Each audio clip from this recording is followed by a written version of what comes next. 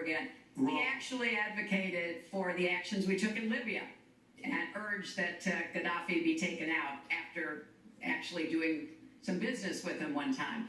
But the larger point, he says this constantly, is George W. Bush made the agreement about when American troops would leave Iraq, not Barack Obama.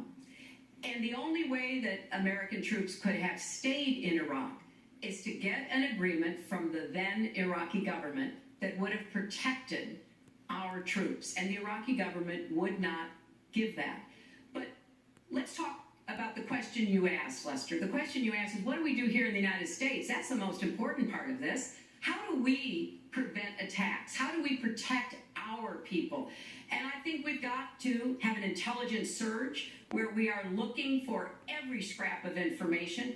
I was so proud of law enforcement in New York, in Minnesota, in New Jersey. You know, they responded so quickly, so professionally to the attacks that occurred by Rahami, and they brought him down. And we may find out more information because he is still alive, which may prove to be an intelligence benefit. So we've got to do everything we can to vacuum up intelligence from Europe, from the Middle East. That means we've got to work more closely with our allies. And that's something that Donald has been very dismissive of.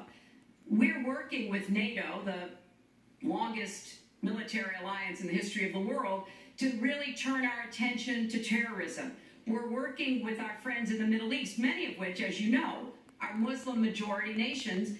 Donald has consistently insulted Muslims abroad, Muslims at home, when we need to be cooperating with Muslim nations and with the American Muslim community. They're on the front lines. They can provide information to us that we might not get anywhere else. They need to have close working cooperation with law enforcement in these communities, not be alienated and pushed away as some of Donald's rhetoric, unfortunately, has led to. Mr. Well, I'd have to respond. Please respond. The Secretary said very strongly about working with. We've been working with them for many years. And we have the greatest mess anyone's ever seen. You look at the Middle East, it's a total mess. Under your direction to a large extent. But you look at the Middle East, you started the Iran deal. That's another beauty where you have a country that was ready to fall. I mean, they were doing so badly. They were choking on the sanctions, and now they're going to be actually probably a major power at some point pretty soon, the way they're going.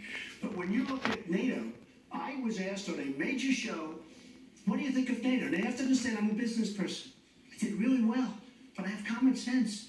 And I said, well, I'll tell you, I haven't given lots of thought to NATO, but two things. Number one, the 28 countries of NATO, many of them aren't paying their fair share. Number two, and that bothers me because we should be, as we're defending them, and they should at least be paying us what they're supposed to be paying by treaty and contract. And number two,